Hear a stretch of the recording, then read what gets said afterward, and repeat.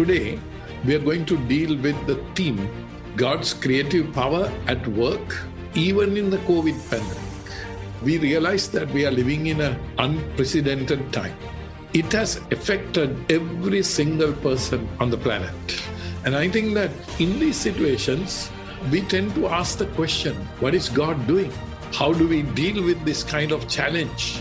A few weeks ago, one of our own full-timers actually, who is doing the coordination of our programs here in Sri Lanka, contacted COVID. What he experienced, how he went through it, and how God led him through that is a revelation of how God works even in the darkest of situations. I like to take his experience and give you 4 words that I thought would be really valuable, which you can pray with and reflect over the next week. Word number 1, don't lose God when you can't understand.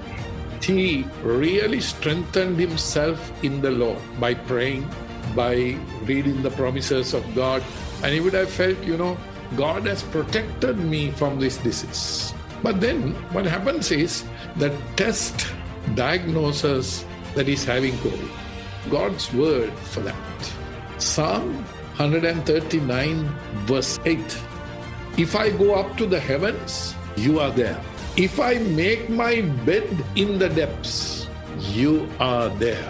Sometimes the second part of this verse, we may not really be aware of. My brother, my sister, here is the challenge. Can you recognize God by faith even when you cannot understand what's taking place? Point number 2, take it from the hands of God. Even if a bad thing happens, God allowed it. 1 Peter 5:6. Humble yourselves, therefore, under God's mighty hand, that he may lift you up in due time. Can you see that? Humble yourself. Take it from his hands. At the right time, everything will be made clear. I would like to bring a character from the Old Testament, Joseph. Joseph was chosen by God for a purpose. God knew that the chosen people through whom the Messiah was going to come were going to go through a famine and they may die. God decided, I have to send one of my agents to save them. So God chose Joseph to do that. Then he experienced the jealousy of the brothers, and then by chance comes a caravan and carries Joseph to the place where God had a mission for his life. So when I think about the ambulance coming to take Rohan, I can't but compare with the caravan that came to take Joseph to Egypt. He says, come, I have a mission for you. The third principle is, there is always something to do.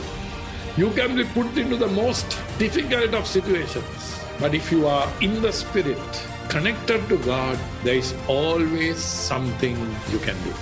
Number 4, comprehension will come in due time. Genesis chapter 45, verse 5. The background to this verse is that Joseph meets his brothers.